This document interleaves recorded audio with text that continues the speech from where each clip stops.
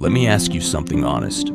Think about the last time a conversation went badly. Maybe you said something that accidentally offended someone. Maybe you tried to give someone advice and they got defensive. Maybe you walked away from a disagreement feeling like you won, but something between you and that person quietly broke. Now think about the people in your life who just seem to get it. People walk away from them feeling good. They handle conflict without drama. Everybody seems to want to be around them, help them, and root for them. That's not a personality thing. That's a skill, and it's been written down in one of the best-selling books of all time, How to Win Friends and Influence People by Dale Carnegie. Dealing with people is probably the biggest problem we face in everyday life. How to understand them, how to get along with them, how to make people genuinely like you, and how to win others to your way of thinking, without manipulation, without force, and without making enemies. Today, I'm breaking it all down. Let's get into it. Part 1. Fundamental techniques in handling people. Don't kick over the beehive. Here's something uncomfortable to sit with. Even the biggest criminals in the world, people who've committed the worst crimes known to mankind, don't blame themselves. They rationalize. They justify. They genuinely believe they had good reasons for everything they did. If that's how a convicted murderer thinks about themselves, imagine how the ordinary person you're dealing with on a daily basis feels when they get criticized or condemned. 99 times out of 100, people don't criticize themselves for anything, no matter how wrong they may be. Criticism is futile. It puts people on the defensive. It wounds their pride. It arouses resentment. And here's what the research backs up. B.F. Skinner, the psychologist, proved that animals learn faster when rewarded for good behavior than when punished for bad. That same principle applies directly to humans. As Hans Selye once put it, as much as we thirst for approval, we dread condemnation. Most of the time, criticism and condemnation won't even correct the situation in the future. Wrongdoers will blame everybody but themselves. We're all like that. As Abraham Lincoln said, "Don't criticize them. They are just what we would be under similar circumstances." So if you want to change someone, in your home, your workplace, anywhere, sharp criticism and rebukes almost invariably end in futility. Instead, try to understand them. Try honestly to figure out why they do what they do. That understanding is where everything starts. Benjamin Franklin said it this way, "I will speak ill of no man, and speak all the good I know of everybody." Anyone can criticize, condemn, and complain, and most fools do. It takes actual character and self-control to be understanding and forgiving. Principle: don't criticize, condemn, or complain. The big secret of dealing with people. Here's the most important thing in this entire book. The only way to get anybody to do anything is by making them want to do it. Think about that for a second. There is no other way. The deepest urge in human nature is the desire to feel important.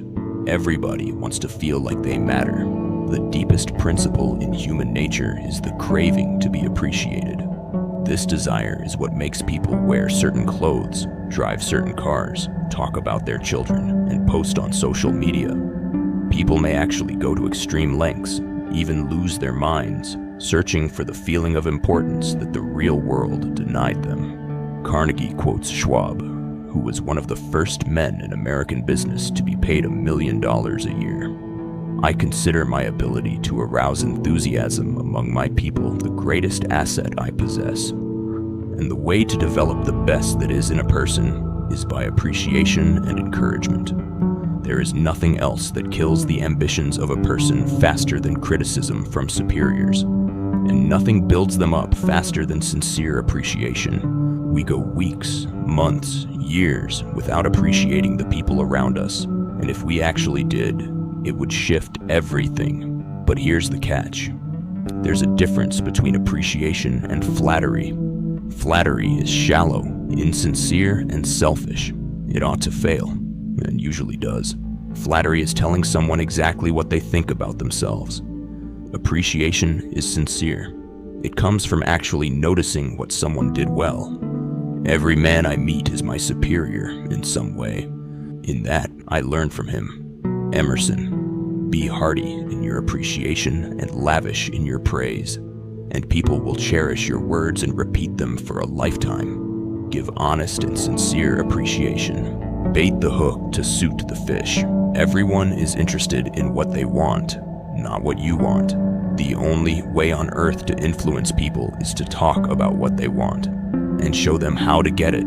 Every action you've ever taken since the day you were born was because you wanted something. When you want someone to do something, the key question isn't, how do I convince them? The question is, how can I make this person want to do it? Henry Ford said, if there's any one secret of success, it lies in the ability to get the other person's point of view and see things from that person's angle as well as from your own. The world is full of people who are grabbing, self-seeking. The rare individual who unselfishly tries to serve others has an enormous advantage. People who can put themselves in the place of other people, who can understand the workings of their minds, need never worry about what the future has in store for them. Self-expression is the dominant necessity of human nature. So arouse in the other person an eager want, not yours, theirs. Arouse in the other person an eager want. Part 2. 6 ways to make people like you. Become genuinely interested in other people. You can make more friends in 2 months by becoming genuinely interested in other people than you can in 2 years by trying to get other people interested in you. People are fundamentally interested in themselves, not in you. In a group photo, who do you look for first? Yourself. If we merely try to impress people and get them interested in us, we will never make real, sincere friends. It is the individual who is not interested in his fellow men who has the greatest difficulties in life and provides the greatest injury to others. It is from among such individuals that all human failures spring. One can win the attention, time, and cooperation of even the most sought-after people simply by becoming genuinely interested in them. If you want to make friends, put yourself out to do things for other people, things that require time, energy, unselfishness, and thoughtfulness. Greet people with animation and enthusiasm. When someone calls you, answer with energy that tells them how genuinely pleased you are to hear from them. We are interested in others when they are interested in us. A show of interest must be sincere. That's the whole thing. Principle. Become genuinely interested in other people. A simple way to make a good first impression. Smile. The expression one wears on their face is far more important than the clothes one wears on their back. A heartwarming, sincere smile is one of the most powerful things you can bring into any interaction. People who smile tend to manage, teach, and sell more effectively. They raise happier children. A smile can even be felt during a phone conversation. The effect of it travels through the line.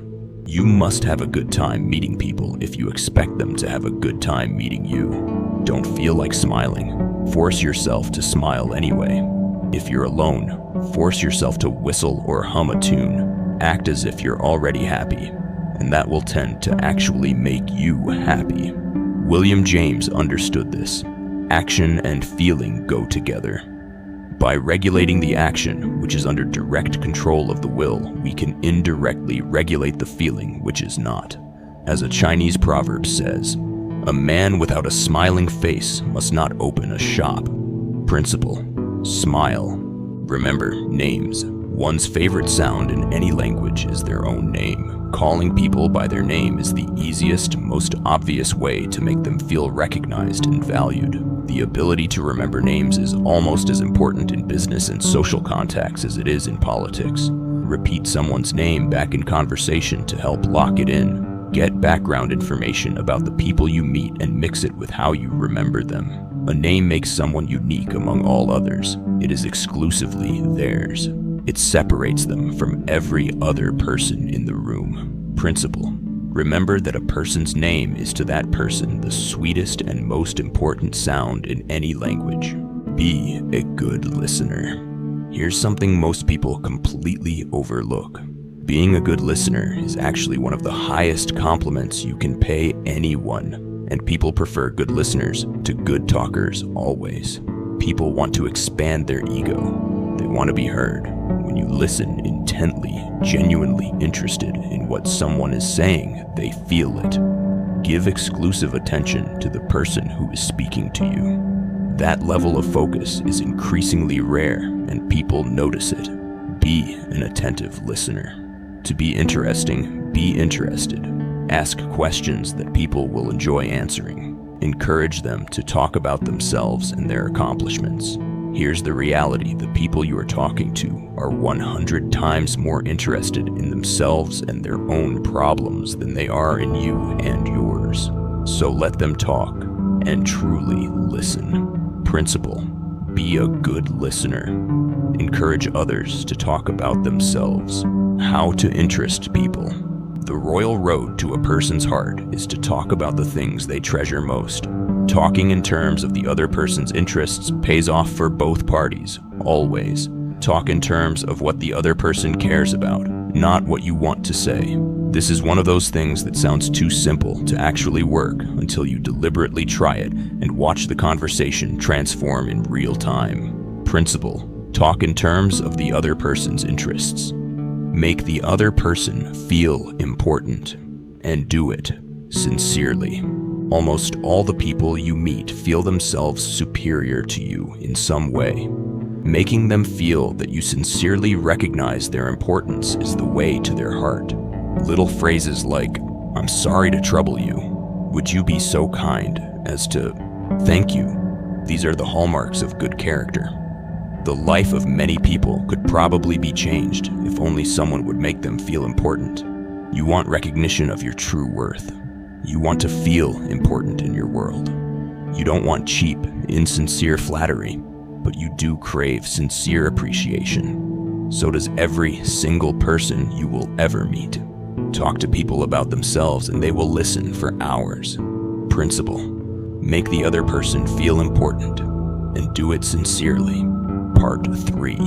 How to win people to your way of thinking. You can't win an argument. 9 out of 10 arguments end with both parties being more firmly convinced than ever that they are absolutely right. You can't win an argument. You can't. Because if you lose it, you lose it. And if you win it, you still lose.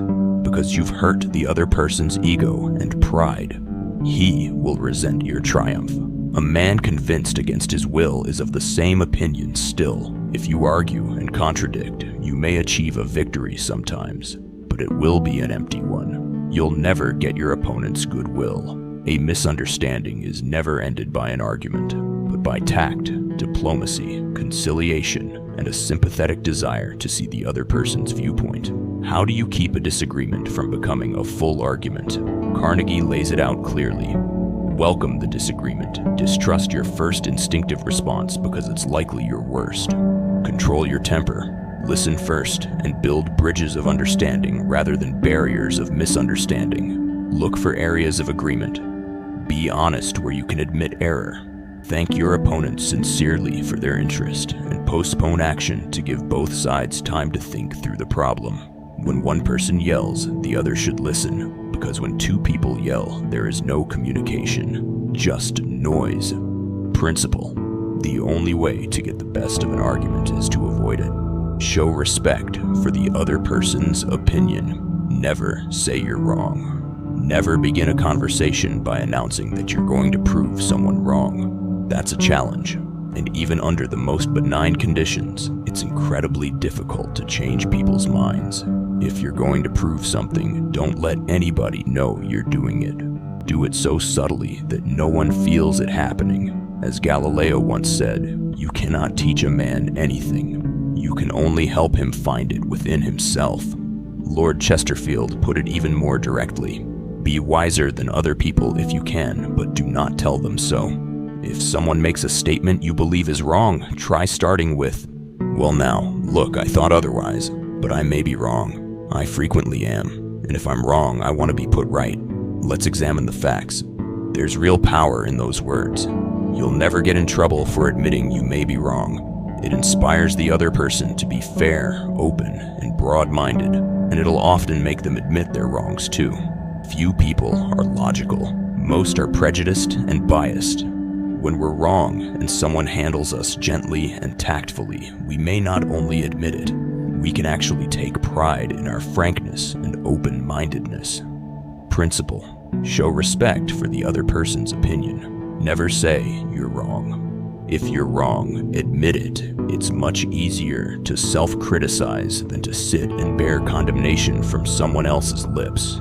If you know you're going to be told you're wrong, say it yourself first. Say all the negative things the other person is thinking before they have a chance to say them. The response will most likely be generosity and forgiveness. The courage to admit your error clears the air of guilt and defensiveness, and it often helps you solve the very problem created by the error in the first place. Any fool can try to defend their mistakes, and most fools do, but it raises you above the crowd and gives you a feeling of nobility to admit one's mistake quickly and empathetically. Principle: if you're wrong, admit it quickly and empathetically. A drop of honey. Kindness, the friendly approach, and genuine appreciation can make people change their minds far more readily than all the bluster and storming in the world. A drop of honey catches more flies than a gallon of gall. Principle: begin in a friendly way. The secret of Socrates. In talking with people, don't begin by discussing the things on which you differ. Begin by emphasizing, and keep on emphasizing the things on which you agree. Get the other person saying yes at the outset. Keep them from saying no. A skillful conversationalist gets a number of yes responses early on. It's far more profitable and interesting to look at things from the other person's viewpoint and try to get them saying yes. As the Chinese proverb says, "He who treads softly goes far." Principle: get the other person saying yes immediately. The safety valve in handling complaints, and the people who want to lure others into their way of thinking often talk too much. Don't interrupt. It's dangerous to cut people off while they still have more to express. Listen patiently and with an open mind. Encourage them to express themselves fully. Even your closest friends would much rather talk to you about their achievements than listen to you boast about yours. La Rochefoucauld understood human nature. If you want enemies, excel your friends. But if you want friends, let your friends excel you. Principle: let the other person do a great deal of the talking. How to get cooperation. No one likes to be told what to do. We like to feel like we did things on our own. Let the other person feel that the idea is theirs, not yours. Ralph Waldo Emerson wrote, "In every work of genius, we recognize our own rejected thoughts. They come to us with a certain alienated majesty. When an idea feels like it came from within someone, they own it. They'll fight for it. They'll execute it." Principle: let the other person feel that the idea is his or hers. 8. Try honestly to see things from the other person's point of view. Other people may be wrong, but they don't think so. Don't condemn them. Try to understand them. Try honestly to put yourself in their place. By becoming interested in the cause, you are less likely to dislike the effect. Consider other people's ideas and feelings as important as your own. Magic phrases for goodwill and getting someone to listen attentively. I don't blame you one iota for feeling as you do. If I were you, I would undoubtedly feel just as you do. 3 out of 4 people you meet are hungering and thirsting for sympathy. Give it to them, and they'll love you for it. Principle: try honestly to see things from the other person's point of view. Be sympathetic with the other person's ideas and desires. Sympathy is what the human species universally craves. Be sympathetic with the other person's ideas and desires. Principle: be sympathetic with the other person's ideas and desires. Appeal to the nobler motives. Every person you meet has a high regard for themselves and likes to think of themselves as fine and unselfish in their own estimation. A person usually has 2 reasons for doing something. One that sounds good and the real one. Appeal to the nobler motive, and you speak to the best version of the person in front of you. Principle: appeal to the nobler motives. Dramatize your ideas. Merely stating a truth isn't enough. The truth has to be made vivid, interesting, and dramatic. Movies do it. TV does it. Great salespeople do it. Why don't you? Principle. Dramatize your ideas. Throw down a challenge. When nothing else works, try this. Charles Schwab said it best. The way to get things done is to stimulate competition. Not in a sordid, money-grabbing way, but in the desire to excel. This is what every successful person loves. The game. The chance for self-expression. The chance to prove their worth and to win. Principle. Throw down a challenge. Part 4. Be a leader. How to change people without giving offense or arousing resentment. Begin with praise and honest appreciation. It's always easier to listen to unpleasant things after you've heard some praise of your good points. If you must find fault, begin there. People open up when they feel seen first. Principle. Begin with praise and honest appreciation. Call attention to mistakes indirectly. Many people begin their criticism with sincere praise, followed by the word "but," which immediately makes the person question everything that came before it. Change "but" to "and." Calling attention to one's mistakes indirectly works wonders. Principle. Call attention to people's mistakes indirectly. Talk about your own mistakes first. It isn't so difficult to listen to a recital of your faults if the person criticizing you begins by humbly admitting that they are far from perfect themselves. Admitting your own mistakes, even when you haven't corrected them, can help convince someone to change their behavior. Principle. Talk about your own mistakes before criticizing the other person. Ask questions instead of giving direct orders. No one likes to take orders. Instead of commanding, try asking. You might consider this. Do you think that would work? What do you think of this? Suggestions, instead of orders, save a person's pride and give them a feeling of importance. Resentment caused by a brash order may last a long time. People are far more likely to accept a decision if they had a part in making it. Principle. Ask questions instead of giving direct orders. Let the other person save face. Even when we're right and the other person is definitively wrong, we only destroy something by causing them to lose face. You can win the argument and still lose the person. Principle. Let the other person save face. How to spur people on to success. Praise even the slightest improvement. When criticism is minimized and praise is emphasized, the good things people do get reinforced, and the poorer things quietly atrophy from lack of attention. Make praise specific and sincere. We all crave appreciation and recognition, and will do almost anything to receive it. But nobody wants insincerity or flattery.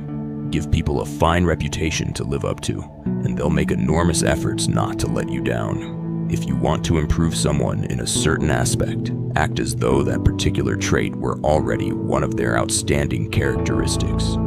Praise the slightest improvement.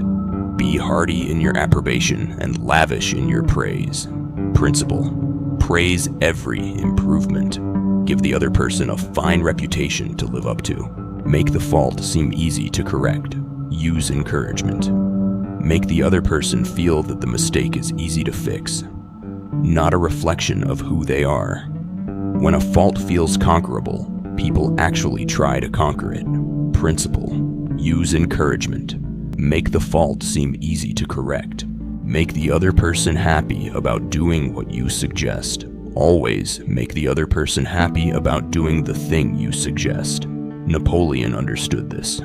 Men are ruled by what excites them, by what gives them a sense of purpose and value. To do this well, be sincere. Don't promise anything you can't deliver. Concentrate on the benefits for the other person instead of yourself. Know exactly what you want them to do. Ask yourself what they really want, and match your suggestion to their wants. Principle. Make the other person happy about doing the thing you suggest. The whole thing comes down to this. This book is almost 100 years old, and it still outsells nearly everything written today because what it teaches has never changed. Human nature hasn't changed. We all want to feel important. We all want to feel understood. We all want to be appreciated, not criticized. We all want to be heard, not interrupted. We want our ideas to feel like ours. We want to be encouraged, not embarrassed. The person who masters what Carnegie laid out doesn't just make more friends. They move through the world differently. People gravitate toward them. Doors open. Conflicts dissolve before they start. And it's not about being fake. It's not manipulation. It's about actually caring about the people in front of you and showing it in the way you communicate every single day. As Carnegie himself put it, you can make more friends in 2 months by becoming genuinely interested in other people than you can in 2 years by trying to get other people interested in you. Start there. The rest follows. If this video helped you see people a little differently, hit subscribe and drop a comment below telling me which principle from this book hit you the hardest. I'm genuinely curious which one lands for most of you. Until next time, keep showing up and treat people the way you'd want to be treated on your best day.